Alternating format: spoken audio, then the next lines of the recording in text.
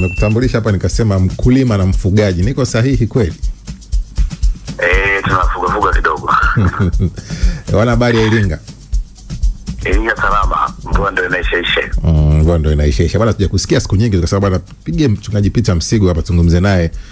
Hatujasikia mitazamo yake kwa siku za karibuni kuhusu siasa bwana. Unaendeleaje kwanza kwenye siasa mchungaji Peter Msigwa? Namshukuru Mungu naendelea vizuri. Kwa sasa tunaweza kumtambulisha ni mwanasiasa wa aina gani? Mwanasiasa aliyepumzika, mwanasiasa aliyestaafu, mwanasiasa anayefanya siasa za aina gani?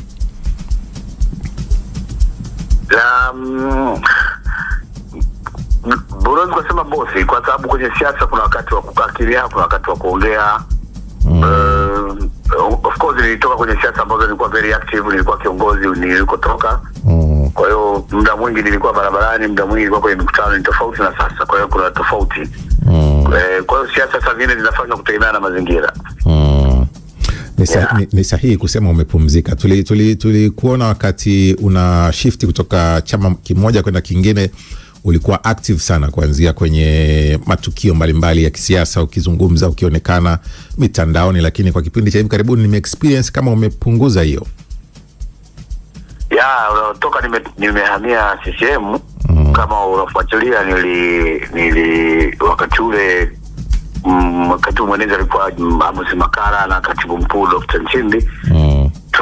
Tulizunguka sana, ilikuwa tulizunguka nchi nzima kufanya mikutano.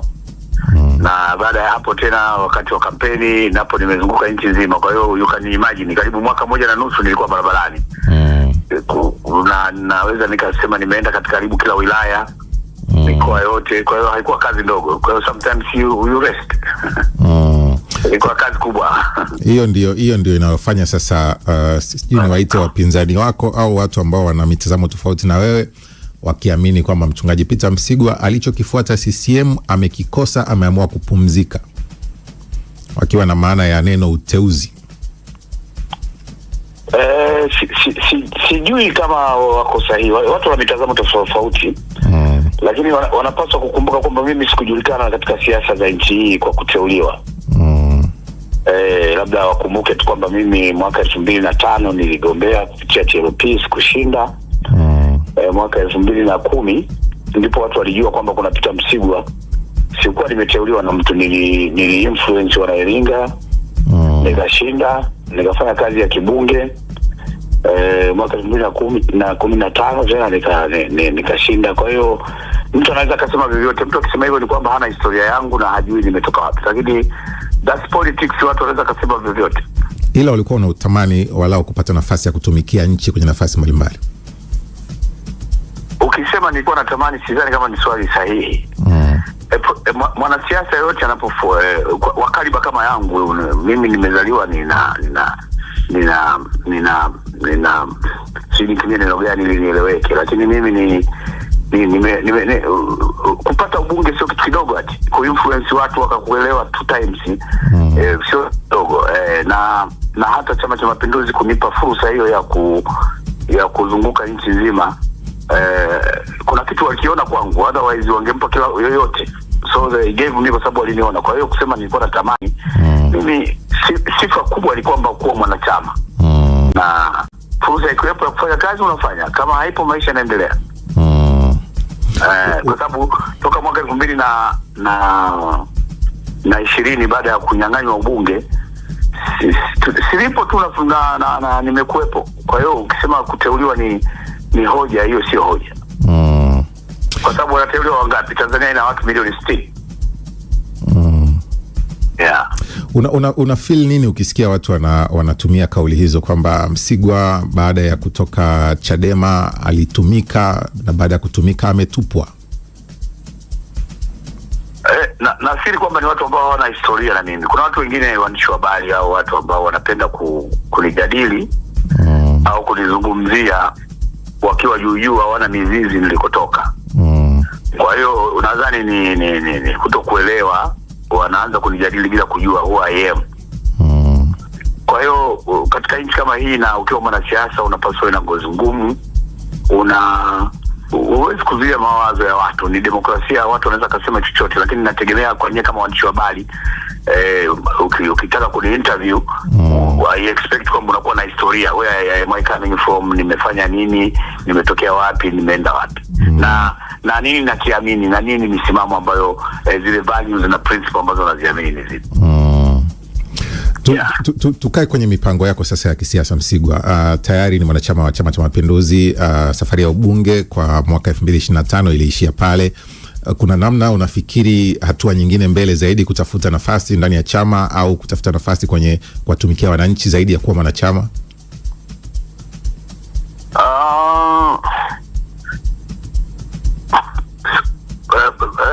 You can't be a hero of all time.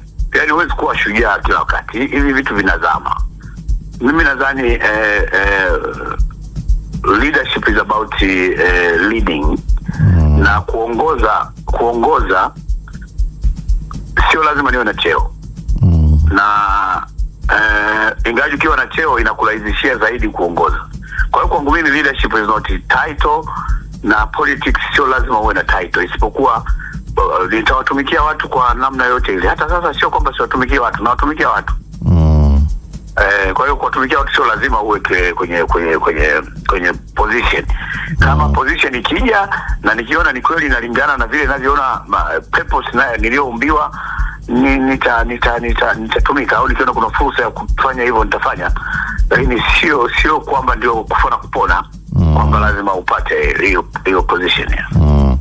Tarehe 4 mwezi Mei, kupitia kwenye mitandao yako, Msigwa, uliandika ujumbe ukiambatanisha na picha ya mwenyekiti wa Chadema Tundu Lissu, ambaye ni rafiki yako na amewahi kukiri hilo, na wewe pia umewahi kunukuliwa kadhaa, na hata wakati mpo chama kimoja mlikuwa mkionekana anakubali sana siasa zako na unakubali siasa zake.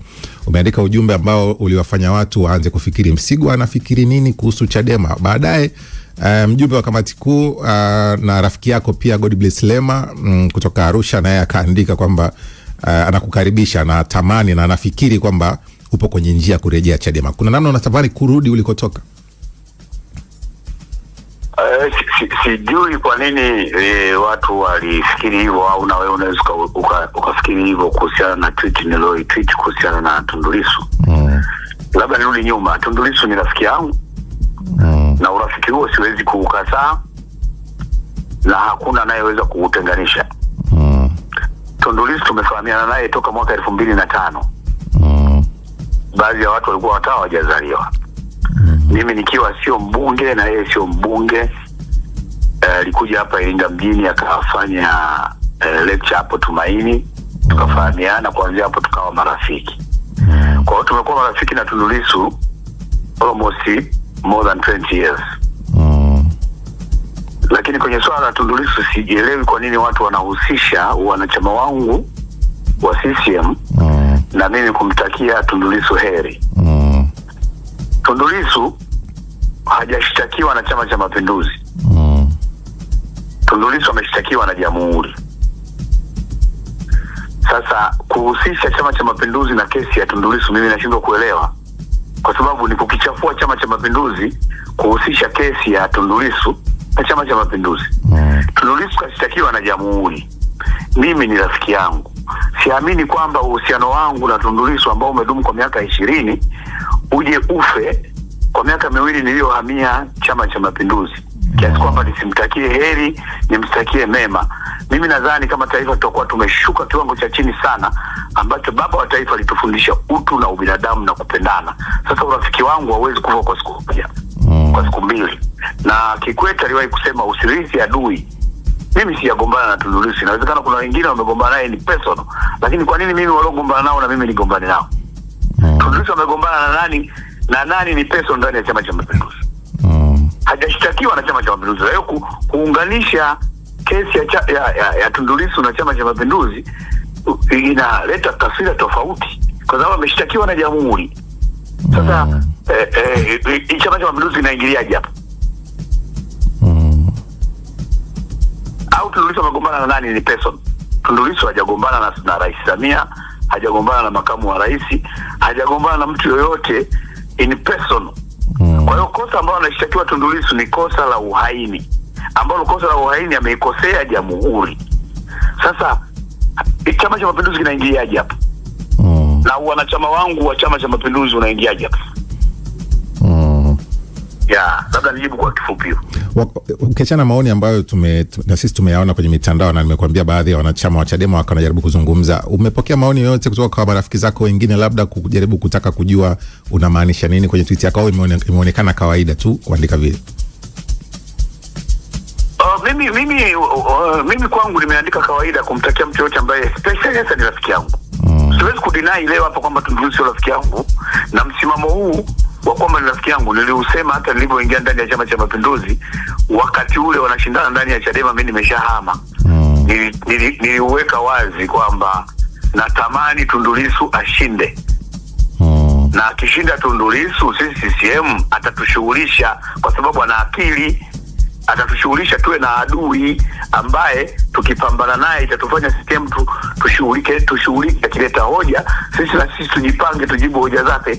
Hayo yako kwenye mitandao niliyasema. Kwa hiyo msimamo wangu kwamba siwezi kumkana Tundu Lissu kwamba ni rafiki yangu kwa sababu niko CCM. Hiyo sio kweli. Na hata yeye mwenyewe aliwaambia wanachadema kwamba mimi siwezi kumkana Msigwa kwamba sio rafiki yangu kwa sababu tu ameingia CCM. Haya mambo yako wazi, yako plain, na naongea kwa ujasiri kabisa. He is my friend. Kuteseka kwake I feel it. Mimi ni binadamu. Ndio maana nimesema namtakia mema ashinde hiyo changamoto ile mbele yake. Sasa kama kwa kusema hivyo watu wengine wanahusisha na wanachama wangu wa CCM, I feel pite kwamba nchi imefika wapi sasa. Kwamba hatuwezi tutakiana heri, hatuwezi kupendana. Utu tunaozungumza ni upi sasa? Wanaojaribu kuunganisha wakiamini kwamba labda Msigwa anataka kupiga hatua moja nyuma kurejea kwenye chama chake ni watu ambao wanaamini kwamba wakati Msigwa anatoka Chadema alitoa tuhuma zilikuwa zikionekana ni kwenda kwa mwenyekiti aliyekuwepo, wakiwa wanaamini kwamba sasa hivi Msigwa hana mtu ambaye anamkera aliyepo kwenye uongozi wa Chadema. Anaamini ni waliobakia sasa hivi marafiki zake, anaweza karejea muda wote, kwamba aliyokuondoa Chadema wewe ni Freeman Mbowe. Watu wanaweza kufikiri vyovyote kama nilivyosema, kama watu wanavyosema kwamba mimi sasa hizi nimekosa uteuzi. Wanaweza kusema kwamba nimekosa uteuzi. Sasa ukiwauliza kwa nini tu Msigwa azungumzie kwamba amekosa uteuzi, kwani watu wangapi wameteuliwa? Lakini hilo la kwanza linanipa confidence kwamba wananizungumzia kwamba nazungumziwa na Rais Bill Clinton aliwahi kusema kwa mwanasiasa publicity iwe negative or positive, na it works good for him. Kwa hiyo sio okay kama wakinizungumzia hivyo, lakini maana yake najadilika, so I'm a good politician kama kila tone wananijadili. Sasa kwa nini waseme Peter Msigwa tu ndio hajateuliwa? Wangapi ambao hawajateuliwa? Lema walikuwa kwenye kampeni hawajateuliwa, lazima wanijadili mimi. Kwa hiyo kwangu mimi ni positive. Lakini la pili, kufikiri kwamba kwa sababu Mbowe hayupo kwa hiyo wananihusisha na mimi kurudi moja kwa moja Chadema, hayo ni maoni yao. People can say anything. Ndio siasa zenyewe. Huwezi kuzuia hayo maoni ya watu na maneno ya watu. Watu watazungumza. Tukivaa suti watasema, ukivaa jeans watasema, ukiwa mfupi kama mimi watakusema, ukiwa mrefu watakusema. Ila kurejea inawezekana, haiwezekani. Kwa nini uliulize mimi kurejea kama inawezekana? Haiwezekani. Katika politics anything can happen. Politics sio kwamba I'm not a tree. Hiyo swali niliwahi kuulizwa siku moja, hata wakati napiga kampeni hapa niliulizwa kwamba wewe ukishindwa tena hapa utaondoka. Kwenye siasa chochote kinaweza kutokea. Siasa ni dynamic. Kwa hiyo ukisema kwamba linawezekana, in politics anything can happen. Na sio kwangu tu, kwa mtu yoyote. Na ndio maana niliwahi kutoa mifano mingi ya watu wengi ambao wamewahi kufanya hili, wakafanya hili. Kuna mazingira mbalimbali kwenye policy. Unaweza kusema leo hiki hakiwezekani, kesho kinawezekana. Kwa hiyo siwezi kujisema inawezekana au haiwezekani. Kama mwanasiasa wa ovyo sana, ukiniuliza swala ndio au hapana, nikakwambia straight answer. Bwana Msigwa, Bwana, tumalize na hili. Taifa linazungumza kuhusiana na maridhiano Msigwa, vijana wakizungumzwa sana kushiriki moja kwa moja kwenye haya. Umefanya siasa hizi za upinzani, umeenda CCM, unaiona taifa, unaona hali ya kisiasa ya nchi. Unafikiri tupo kwenye eneo gani kwenye eneo la kuridhiana, kwanza kuaminiana?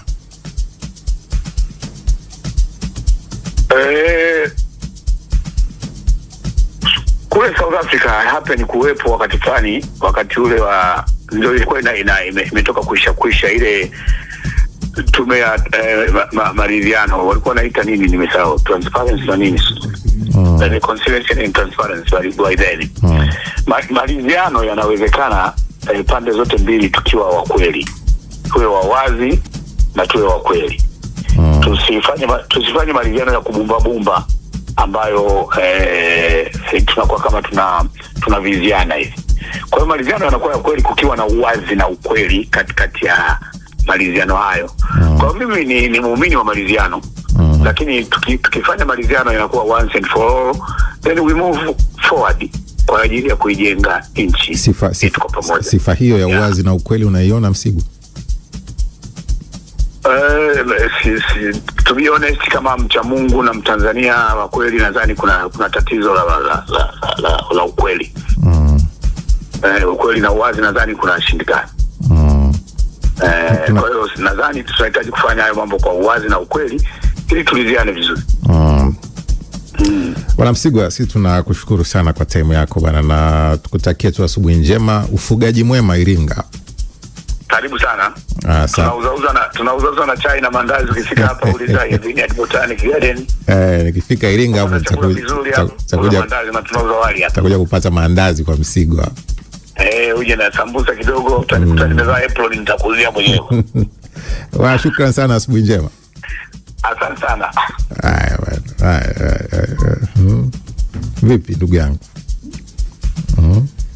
Mchungaji Peter Msigwa, wewe tukizungumza naye, mwanasiasa nguli kweli kweli, wengi wanamkumbuka enzi za ubunge wake, machachari kweli kweli, na kauli zake za hapa na pale. Umesikia mitazamo yake kuhusu mambo mbalimbali, aina yake ya siasa anayofanya sasa hizi. Nasema amepumzika kidogo hivi, maoni anatoa kwa mbali hivi, kama anatupa hivi afa anasubiri. Ngoja nitakuja kusoma ujumbe wako ule tuandikia hapa, pate pumzi kidogo hapa. Usitoke. Baki hapo. Tunalipa bill dakika 0 tu.